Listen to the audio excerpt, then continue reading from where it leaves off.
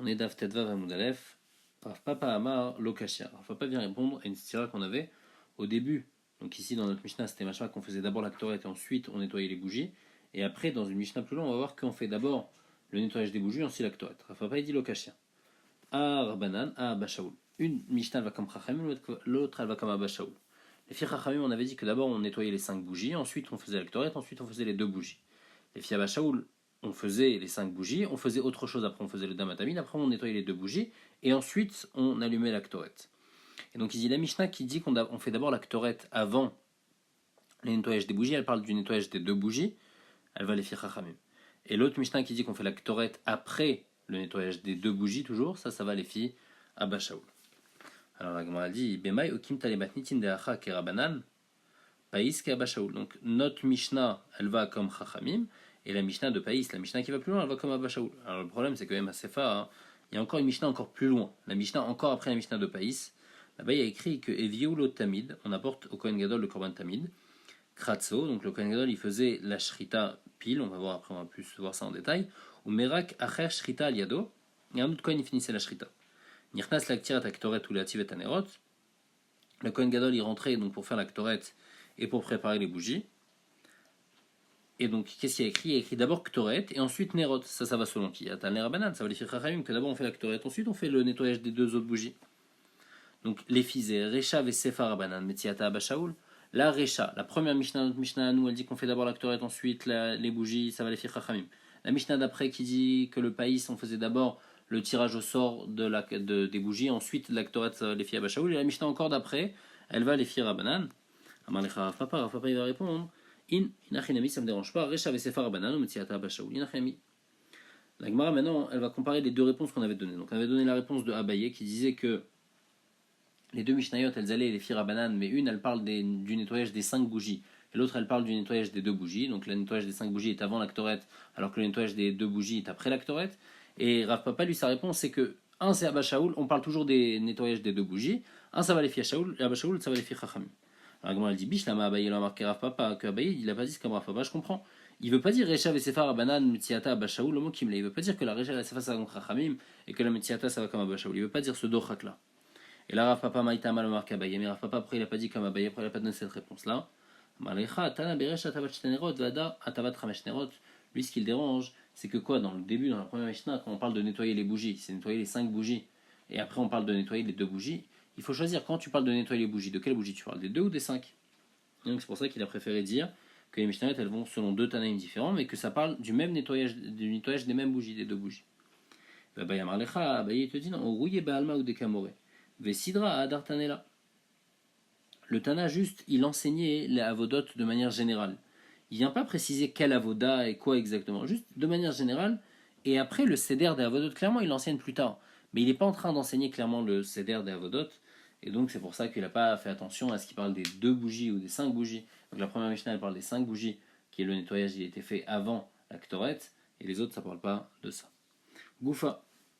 Balo les Keren Mizrachet Sonion. Donc on a dit que le Korban Tamid, il y avait une marloquette comment on faisait la Zrika. Donc les filles Tanakama on le faisait comme un Korban Ola classique. On allait au coin nord-est du Mizbeach et on faisait une Zrika Noten Mizrachit Sfonit. Après, on allait au sud-ouest, Maravi Dromit, Noten Maravi Dromit. Et sur ça, il y a une braïta qui dit que Rabbi Shimon et Shamitzpah, il est cholek, mais Shan et Betamid, Bal au Keren Mizrachit Sonit, il allait au Keren Mizrachit Sonit, Noten Mizrachit Sonit, Maravi Dromit, il donnait Marava, Vacharkach Noten Daroma. Donc, c'est-à-dire que les filles Tanakama, on faisait comme une ola classique de Shtaim Shen Arba. On fait une zrika dans les 2 coins, et dans les 2 coins, on fait que ça aille sur les 2 côtés. Donc, on fait une zrika qui va des 2 côtés, et de l'autre côté, une autre zrika qui va des 2 côtés. Donc, ça fait 2 zrikotes qui en font, en fait, qui vont sur les 4 côtés du Mizbeach. Les filles Rabbi Shimon et Mitzpah, c'est vrai que dans le premier coin on faisait comme ça, mais dans le deuxième coin on faisait pas comme ça.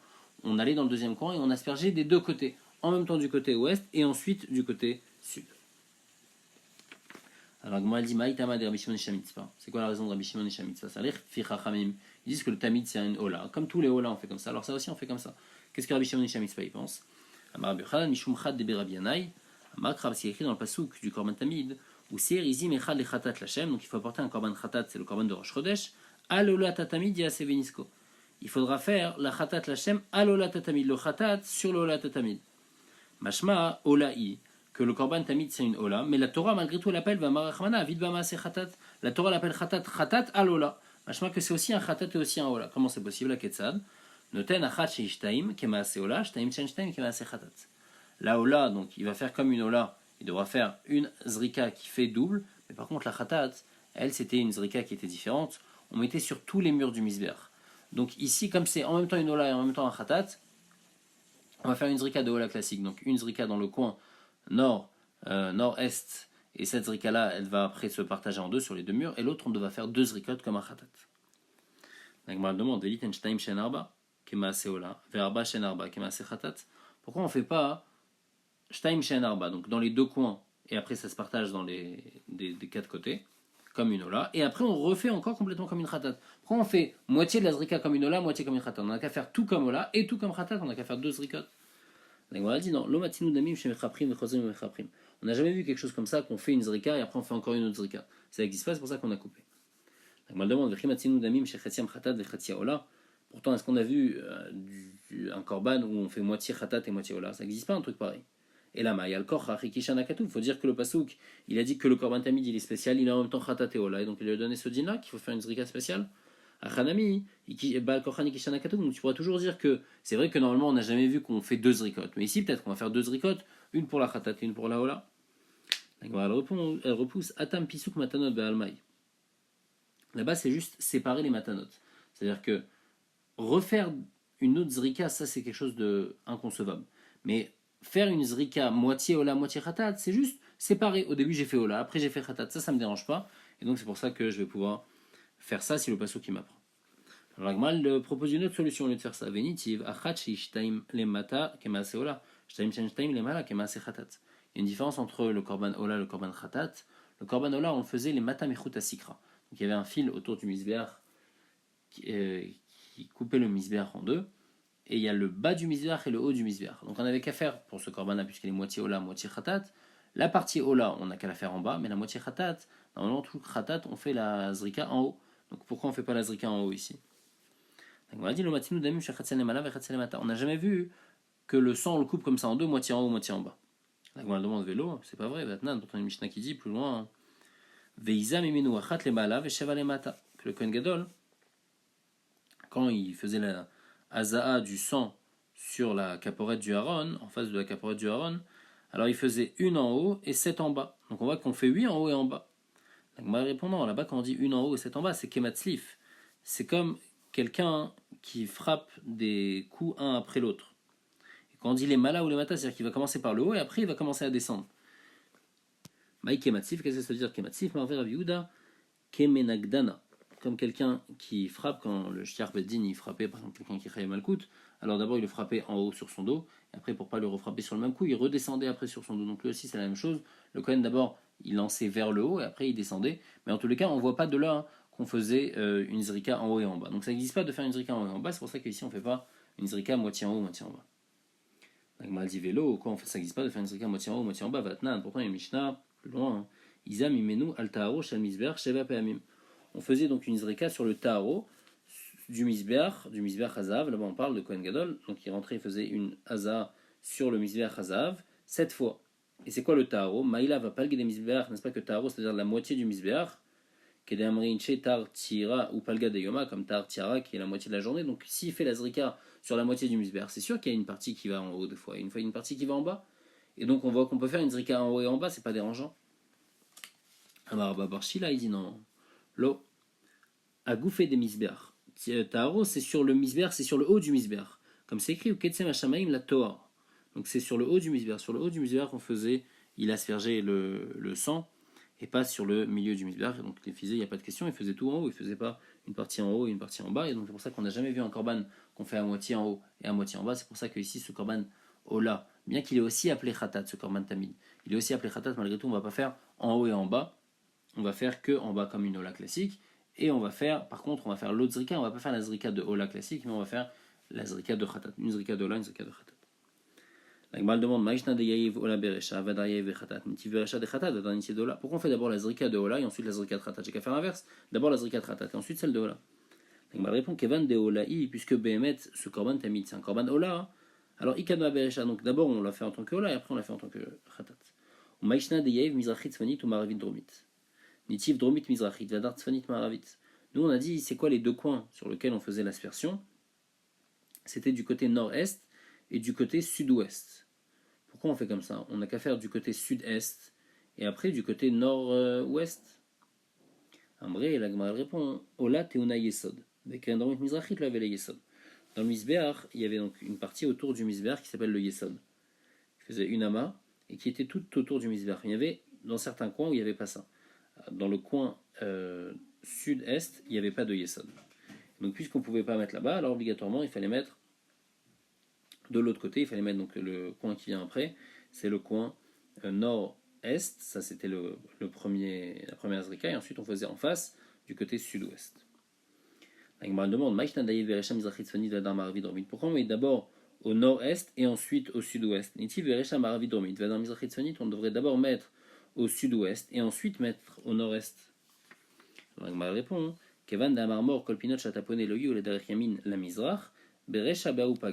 quand le Kohen il montait sur le Misbéach, donc on monte sur le Misbéach par le côté sud. Donc il monte sur le Misbéach, et après s'il doit tourner, obligatoirement on lui demande toujours de tourner par la droite. Donc le premier coin qu'il va avoir, c'est le coin sud-est. Après il va faire le tour, et il va avoir après le sud, il va avoir après le nord-est, etc., etc. Comme ça il va faire toujours le tour par la droite. Donc ça c'est quand le Kohen il montait sur le Misbéach. Et puisque quand le Kohen il montait sur le Misbéach c'était comme ça, parce qu'il fallait toujours qu'il aille par la droite, alors on fait toujours comme ça les zrikot, on commence toujours par, si jamais il était monté par en haut, où est-ce qu'on fait la zrika? Donc ici, le Korban Ola, il faudra d'abord faire au sud, au nord-est, et ensuite de l'autre côté, ensuite au sud-ouest. Alors la Gemara demande, qui a dit que la Torah, elle voulait dire par rapport au Korban Ola, par rapport au Tamid, rends-le le Tamid, fais le Khatat. Peut-être que la Torah, elle veut dire l'inverse, elle veut dire le Khatat, fais le Ola. Parce que qu'est-ce qu'il y a écrit dans le passage qu'on a dit Alolat Atamid, Khatat, Alolat Atamid. Peut-être que c'est le Korban de Rosh Chodesh qui est un Khatat, il faut le faire comme un Ola. Pourquoi tu dis que c'est le Korban du Tamid qu'il faut faire comme un Khatat? La Gemara dit le Salkadatar. On ne peut pas dire ça parce qu'il y a écrit Alolat Atamid Yase Venisko. Maïka Amar Achamana. Qu'est-ce qu'elle veut dire la Torah quand elle dit la Khatat Alola? C'est sûr, Midé des Khatat chez des Aola. Le djinn qui a dans Khatat, alors tu vas le mettre ici dans la Ola. Parce qu'on apprend de le Khatat al-Ola. La Khatat, tu vas la mettre sur la Ola. Pas l'inverse, pas la Ola, tu vas mettre sur la Khatat. C'est la Khatat, tu vas mettre sur la Ola. Le djinn de Khatat et la Zrika du Khatat, on va la faire dans la Ola. Nanatam. Maintenant, on va ouvrir un autre sujet, puisqu'on a parlé des. C'était qui le Tana de Tamid. Alors maintenant, on va parler des Mishnayot dans Midot. Il y a écrit une Mishnah dans Tamid. Amar lahem Memouné. Donc le Memouné, il disait au Kohanim, quand il faisait le tirage au sort pour apporter le Korban Tamid, il leur disait Tseu vaviu talem mishka betatlaim. Allez apporter un mouton pour le Korban Tamid de la chambre de Bet Atlaim. Elle était où cette chambre de Atlaim? Belo lishkat Atlaim aïta bemiktsot sfonit maravit. Donc là, on va parler du Bet Hamoked. Le Bet Hamoked, c'est une grande pièce, et dans cette grande pièce, il y avait 4 petites pièces. Et ce Bet Hamoked, il se trouvait au nord de la Hazara. Et donc dans ce Bet Hamoked, dans le coin nord-ouest de ce Bet Hamoked, là-bas se trouvait la Lishkat Atlaim. Verba les Shakot Ayusham. Là-bas, il y avait 4 pièces. Achat Lishkat Atlaim, une c'était la pièce donc des moutons, on utilisait pour apporter les korbanot du Tamid. Achat Lishkat Achotamot, une c'était la pièce des Chotamot, quand quelqu'un avait besoin d'acheter un korban. Alors il apportait un korban au Bet Hamikdash, mais il avait besoin des fois d'apporter aussi du vin et de l'huile avec, ce qu'on appelle les Nesachim. Et donc il devait les acheter au Bet Hamikdash, et on lui donnait un petit reçu. Ça c'est ce qu'on appelle le Chotamot. Et avec ce reçu-là, après il allait dans une autre pièce, et il recevait de là le vin et l'huile correspondant à son korban, par rapport à quel animal il apporte. Il y a une quantité qui est différente. Donc ça c'était l'ishkat achotamot. Après il y avait l'ishkat bet hamoked, où là-bas on va voir il se trempait au mikvé. Et une autre c'était une pièce où là-bas on faisait le lechem apanim. Nous on pose donc une question sur cette Mishnah. Il y a une autre Mishnah dans Midot qui l'Ichora ne dit pas comme ça. Donc on a d'un côté la première Mishnah c'est une Mishnah dans Tamid, la deuxième c'est une Mishnah dans Midot. C'est écrit Arba les shakot ayu le bet hamoked. Il y avait 4 pièces dans le bet hamoked. Qui ketoniot aptuchot litraklin, c'est comme des petites pièces qui sont ouvertes sur une grande pièce. Shtaim bakodesh et shtaim bachol. Il y avait 2 qui étaient dans le kodesh, qui étaient dans la Hazara, et 2 qui étaient en dehors de la Hazara. Donc il y a 2 qui avaient un din de Hazara et 2 qui n'avaient pas de din de Hazara. Veraché pispasin mavdilin ben kodesh lachol. Il y avait des morceaux de bois qui séparaient entre le kodesh et le chol pour savoir où exactement c'était le kodesh et où c'était le chol, parce qu'on dit que les kohanim ils dormaient là-bas même le soir, donc pouvait pas dormir, on n'a pas le droit de s'allonger et s'asseoir ni dans la Hazara, mais après ces pispassines, après ces morceaux de bois, il savait que là on n'est plus dans la Hazara déjà. Uma Yume Shamshot, à quoi elles servaient ces 4 pièces? Ma Ravit Dromit, donc celle qui était au sud-ouest, Iaita Lishkat Tlaya Korban, c'était la pièce où on mettait les corbanotes. Donc ça va être la Tzira, parce que nous on a dit qu'elle n'était pas au sud-ouest, mais elle était au nord-ouest. Après les autres pièces aussi, Dromit Mizrachit, c'était Lishkat Sheosin Balichem Apanim. Mizrachit Sfonit, c'était la pièce où Ganzu Bet Rashmana Avne Mizber Sheksu Malchavot de Kochavim. Donc les Grecs, ils ont apporté des corbanotes pour la Vodazara sur le Mizbeach, et donc après les Hashmonaïm ils ont détruit tout le Mizbeach et ces pierres-là ils les ont gardées dans cette pièce-là. C'était la même pièce où aussi là-bas on faisait, c'était l'Ishkat Achotamot, c'est la même pièce, donc il y avait ces pierres-là qui restaient là-bas entreposées, mais en plus de ça c'était l'Ishkat Achotamot, et la quatrième pièce qui se trouvait au Tzfonit Maravit, Bayordin et Betadila, là-bas on descendait au Betadila, donc c'est la pièce qu'on a appelée, c'est la pièce de Bet Amoked. Si jamais un Kohen il devient tamé pendant la nuit, les Kohanim qui dormaient là-bas pendant la nuit, s'il a un kéri pendant la nuit, alors il allait se tremper là-bas. Et donc en tous les cas, la stira, c'est que nous on a dit que où se trouvait le Lishkat Atlaïm, il se trouvait du côté, donc dans Tamid on a dit que ça se trouvait du côté sud-est, et là on dit que c'est du côté sud-ouest, stira, entre la Mishnah dans Tamid et la Mishnah dans Midot.